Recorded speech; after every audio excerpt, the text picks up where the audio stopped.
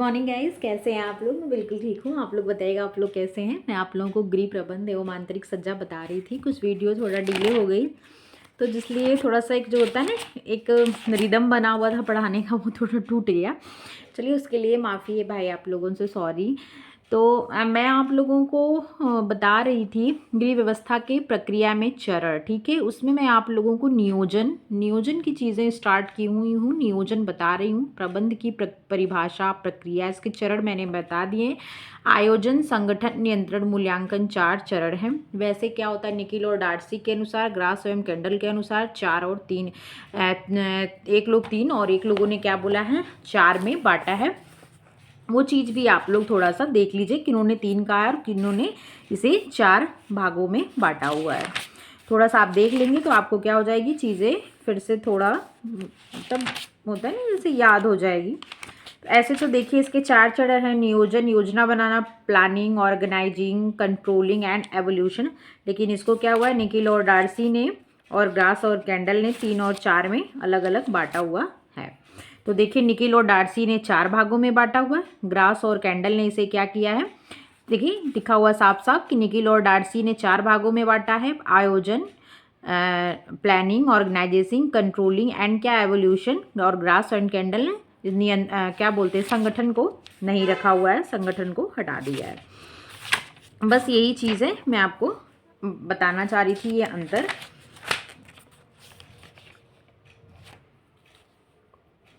Litchfield ने क्या बोला था, क्रियाओं के चक्र बोले थे, साइकिल ऑफ एक्शन। इन्होंने 5 चरण दिए हैं, ठीक है। ब्रैडफोर्ड और जॉनसन ने भी क्या किए हैं, 5 चरण दिए हैं। आपको मैं नियोजन बता दी हूँ। नियोजन के चरण जो थे अलग, लुइस एलन ने 7 दिए थे। पहला क्या दिया था, भविष्यवाणी, फोरकास्टिंग, उद्देश्यों का विकास, कार्यक्रम बनाना, समय अनुसूची, बजट बनाना, क्रियाविधि विकसित करना, फिर नीति का विकास करना। ग्रास और कैंडल ने फिर निर्णयों की श्रृंखला कहा। फिर इन्होंने जो चरण दिए वो है कि समस्या को पहले परिभाषित करना, उसमें से फिर विकल्प ढूंढो, ठीक है। ये क्वेश्चन आया हुआ भी है, उस पर जो विकल्प है उसमें से क्या करो, उसमें से जो मेन है उसको लो, मतलब चयन करो विकल्पों में से। और अगर संभावित हल का चयन करने के बाद जो भी उसका रिजल्ट आता है उसका उत्तरदायित्व लेने के लिए भी तैयार रहो। कुड्ज और ओडोनल ने कितने भागों में बांटा था, तो 6 भागों में बांटा था। कुछ सीमाएं थी मैंने बता दिया था। आज आप लोग को मैं क्या बताऊंगी, संगठन स्टार्ट करूंगी, ठीक है। ऑर्गेनाइजेशन, घर को सुचारू रूप से चलाने के लिए एक गृहिणी को कुशलतापूर्वक गृह कार्यों की मात्रा योजना बना लेना ही काफ़ी नहीं है, बल्कि उसे सफलतापूर्वक क्रियान्वित करने के लिए विभिन्न क्रियाकलापों को संयोजित करना भी आना चाहिए। इसके लिए परिवार के सदस्यों का सहयोग लेना अनिवार्य है, विशेषकर उन गृहिणियों के लिए जो कामकाजी हैं तथा घर बाहर दोनों ही जगहों में उनका प्रमुख स्थान है। परिवार के सदस्यों की सहायता व सहयोग से जटिल कार्य सरलतापूर्वक कम समय एवं शक्ति में संपन्न हो जाते हैं, उद्देश्यों की प्राप्ति हो जाती है। पारिवारिक वातावरण सुखद, शांतिपूर्ण एवं उल्लासमय रहता है। परिवार में प्रेम, सौहार्द एवं एकता का भाव बना रहता है।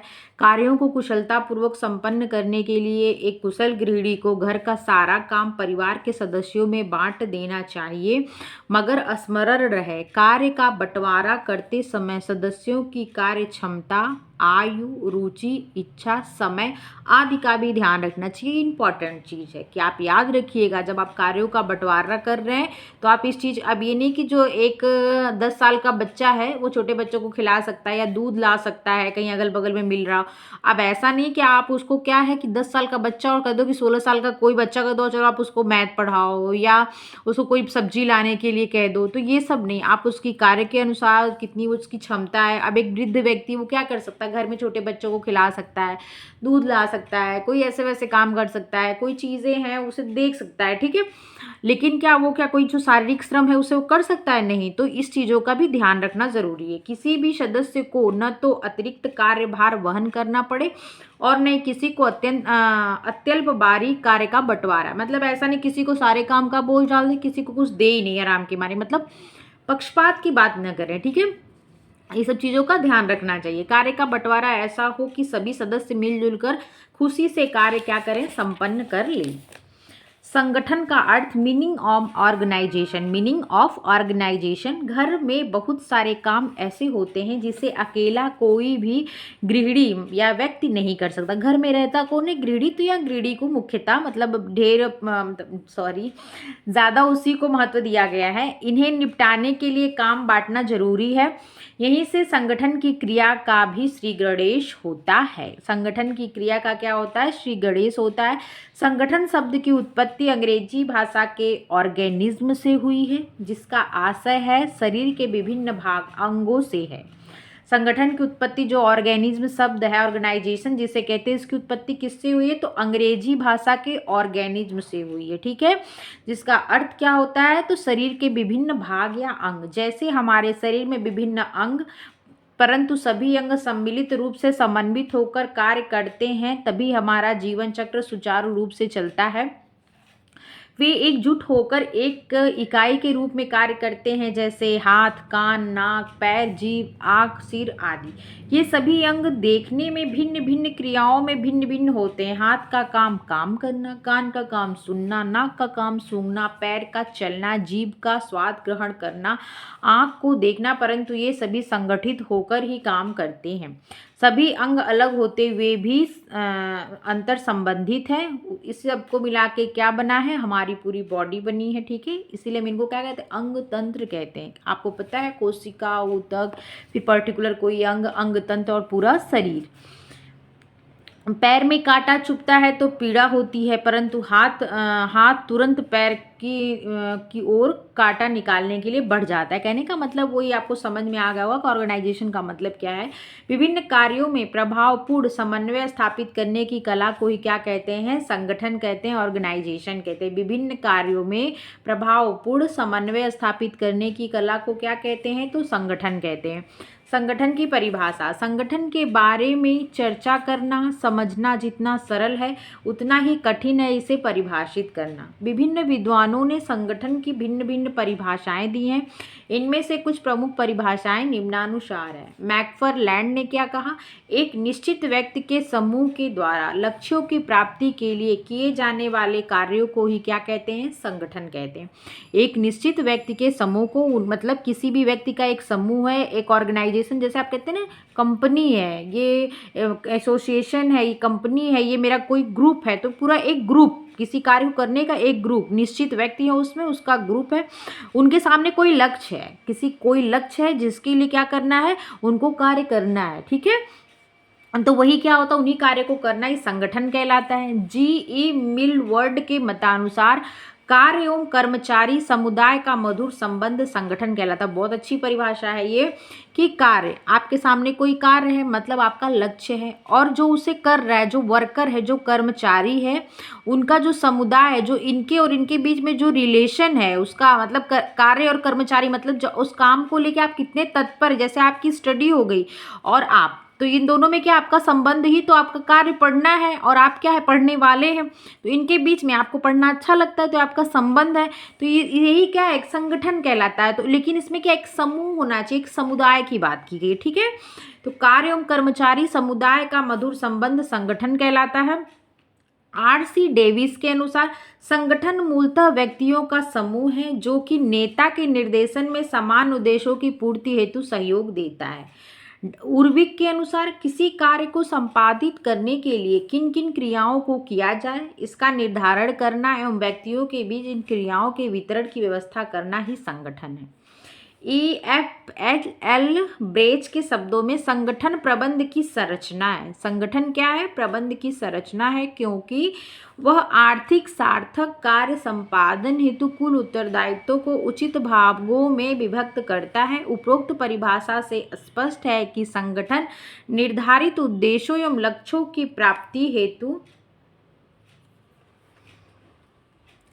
प्राप्ति हेतु विभिन्न कार्यों एवं क्रियाओं के मध्य सामंजस्य स्थापित कर समन्वित रूप से काम करने की प्रक्रिया है। इसके साथ ही यह कर्मचारियों, परिवार के सदस्यों के मध्य मधुर संबंध स्थापित करने की कला है। आप ये संबंध समझ गए होंगे। संगठन क्या है?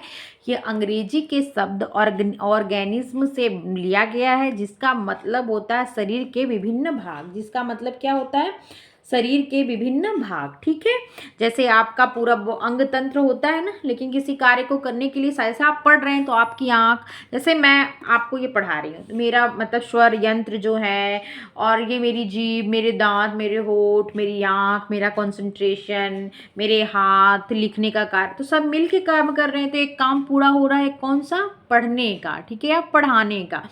तो पढ़ने में और आप लोगों के बीच में मतलब मेरा कार्य पढ़ना, पढ़ाना, और ये क्यों, तो एग्जाम के पर्पज से, आपको समझाने के पर्पज से। तो इन जो दोनों के बीच में जो रिलेशन है, यही क्या है, संगठन है, ठीक है।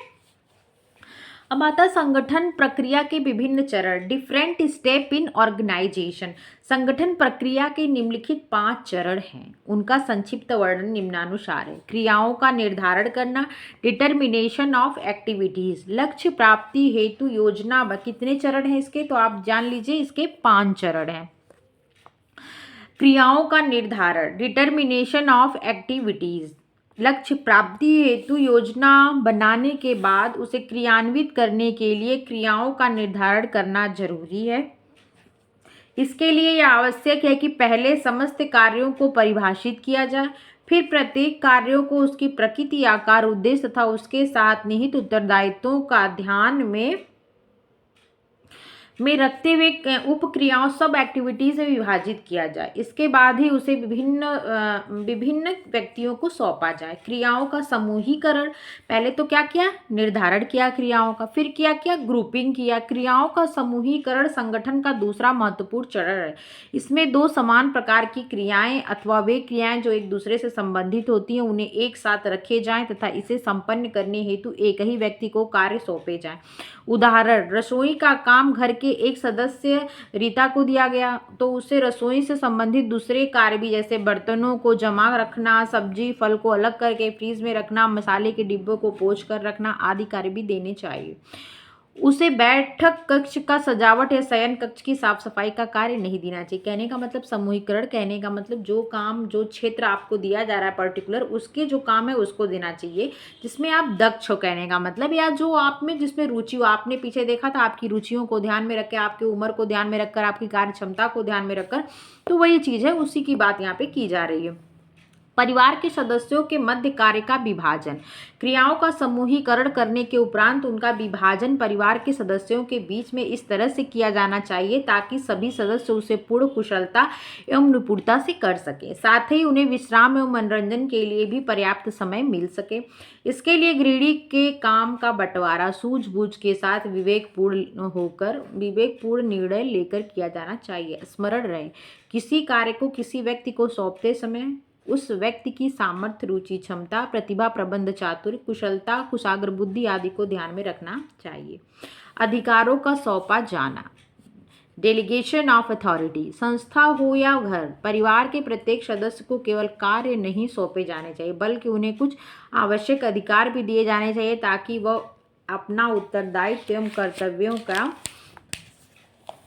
निर्वहन पूर्ण निष्ठा, कुशलता, मनोयोग से कर सके। ध्यान रहे, बिना उत्तरदायित्व के अधिकारों का सौंपा जाना सर्वथा अनुचित है। इससे केवल विवाद, भ्रम एवं आशंकाएं ही उत्पन्न होती हैं जो कार्य में बाधा उत्पन्न करती है। नंबर 5, समन्वय, संतुलन एवं संबंध स्थापित करना, establishing coordination, balance and relationship. संगठन का अंतिम एवं महत्वपूर्ण चरण परिवार के सदस्यों या संस्था के कर्मचारियों के मध्य समन्वय, संतुलन एवं संबंधों की स्थापना। अगर क्या होता है, रिलेशन बैलेंसिंग नहीं होते, आपके जो रिश्ते हैं अगर उसमें संतुलन बैलेंस नहीं है तो क्या होता है, चीज़ें बिगड़ने की आशंका रहती है। तो वही चीज़ है कि क्या होना चाहिए, उसमें बैलेंस होना चाहिए। तो पहले क्रियाओं का निर्धारण किया गया, फिर उनका समूहीकरण किया गया, फिर उनका विभाजन किया गया, फिर अधिकारों को सौंपा गया और उसके बाद बैलेंस किया गया। कितने चरण, 5 चरण। ठीक, किसके, संगठन के। कितने चरण, 5। किससे लिया गया, अंग्रेजी के शब्द ऑर्गेनिज्म से, मतलब क्या, शरीर के अंग। ठीक है, अब नंबर आता है संगठन का महत्व। मैं टाइम देख लेती हूँ 1 मिनट। संगठन का महत्व, इम्पोर्टेंस ऑफ ऑर्गेनाइजेशन, संगठित एवं एकजुट होकर काम करने से सफलता मिलती ही है। कितनी ही जटिल से जटिल समस्या हो, यदि व्यक्ति संगठित होकर कार्य करता है तो दुनिया की कोई भी ताकत उसे परास्त नहीं करती। जैसे कहते हैं ना, बांध दिया तो मुट्ठी, खोल दिया तो एक उंगली कोई मोड़ देगा, पर एक मुट्ठी से क्या होता है, एक उंगली से किसी को मारोगे चोट लगेगी, लेकिन एक मुट्ठी से किसी को मारोगे तो चोट लगेगी। तो संगठित क्या होता है, संगठन में शक्ति होती है ना। कहते हैं ना, कोई चीज ऐसे कहते हैं ना, गुड़ जो भेली हमारे गाँव में कहते हैं कि अगर वो बंधी है तो क्या है वो, मतलब गुड़ भेली है बंधी, लेकिन टूट गई तो क्या, चुरकुन हो गया। एक एग्जाम्पल गांव में देते हैं। तो वही चीज है कि संगठन में क्या होता है, शक्ति, एकता में शक्ति होती है। जटिल से जटिल कार्य भी क्या होता है, आसान हो जाते हैं। तो दुनिया की कोई कार्य, कोई भी ताकत उसे परास्त नहीं कर सकती। एक छोटी सी नन्ही सी चींटी भी संगठित होकर कार्य करती है तो हाथी जैसे विशाल जानवरों को भी पछाड़ देती है। यह केवल कहावत नहीं बल्कि सही है। यह लोकोक्ति नहीं है कि एकता में ही बल है, यूनिटी इज स्ट्रेंथ। एकजुट होकर कार्य करने से काम सरलता व शीघ्रता से क्या होता है, संपन्न हो जाता है तथा किसी व्यक्ति विशेष पर अधिक भार नहीं पड़ता। अमेरिका के श्री एंड्रयू कॉनिंगो ने सन 1901 में संगठन की पुष्टि उस समय की थी जब उसने अपनी विशाल संपत्ति अमेरिका के ही इस्पात निगम को बेचा था। किसने, अमेरिका के सी एंड्रयू कॉनिंगो ने सन 1901 में संगठन की पुष्टि उस आधार पे की थी, उस हिसाब से या उस बात पे की थी जब उसने अपनी पूरी संपत्ति किसको बेचा था, इस्पात निगम को बेचा था। उन्होंने कहा था कि हमारा सारा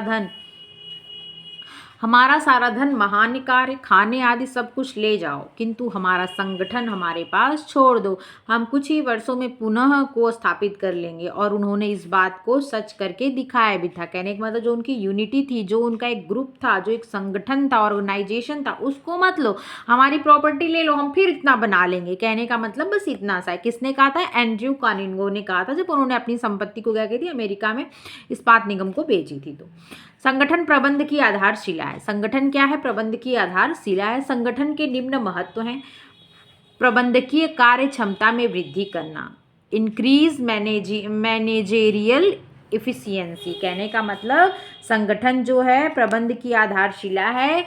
इसका मतलब ये है कि अगर आपने मैनेजमेंट किया, कोई योजना बनाई, ठीक है, आपके पास कार्य करने ही वाला नहीं है, तो योजना मूल्यांकन आप किसका करेंगे, आपके लक्ष्य की पूर्ति कैसी होगी, आप नियंत्रण किस पे करेंगे। इसीलिए इसको क्या कहा गया है, प्रबंधन की आधारशिला कहा गया है। विभिन्न क्रियाओं का अनुपातिक एवं संतुलित महत्व, भ्रष्टाचार को रोकना, विकास को बढ़ावा देना, ये क्या है, संगठन के महत्व हैं। ठीक है, समन्वय को सुविधाजनक बनाना, फैसिलिटीज कोऑर्डिनेशन, प्रबंधों के विकास एवं प्रशिक्षण में सहायता देना, help in development and training facilities of managers, मनोबल आत्मविश्वास को बढ़ाने में, contributes to morale and self confidence. किसमें, संगठन से। कहते हैं ना यार, 2-4 लोग को कोई काम है, कह दे कोई कि तुमको ये अकेले करना है, मतलब अपना मनोबल क्या हुआ, डाउन रहता है। लेकिन 2-4 लोग को देख लो कि भाई मैं आपका सपोर्ट कर दूंगी, तो आपको कॉन्फिडेंस लेवल हाई होता है ना। वही चीज़ यहाँ पे बताया गया कि यही सब इसके महत्व हैं। तकनीकी विचारों का अनुकूलतम उपयोग, optimum use to technology improvement. अब आता है नियंत्रण। इसको मैं आप लोग को क्या करूंगी, कल बताऊंगी। ठीक है, यहाँ तक मैंने बताया है, कल आपको मैं नियंत्रण बताऊंगी। आयोजन, संगठन हो गया, आपको मैं कल क्या बताऊंगी, नियंत्रण बताऊंगी, मूल्यांकन बताऊंगी। चैप्टर फिनिश हो जाएगा। गृह व्यवस्था की निर्णय प्रक्रिया, ये भी इंपॉर्टेंट है। ये सब कुछ चैप्टर कराने के बाद मैं यूथ के जितने क्वेश्चन है, फिर पहले मैं सोच रही हूँ थोड़ा कुछ करा देती हूँ, ठीक है ना। फिर उसके बाद यूथ के जितने सारे क्वेश्चन है, फिर मैं आप लोग को सारे क्वेश्चन कराऊंगी निर्णय कराने के बाद। ठीक है, उसके बाद परिवार आ जाएगा। ये कुछ इंपॉर्टेंट चैप्टर है। तो चलिए, तब तक के लिए अगर आप लोग को मेरी वीडियो अच्छी लगी तो लाइक शेयर सब्सक्राइब कर दीजिएगा। मेरी वीडियो देखने के लिए थैंक यू। अपना ध्यान रखिएगा।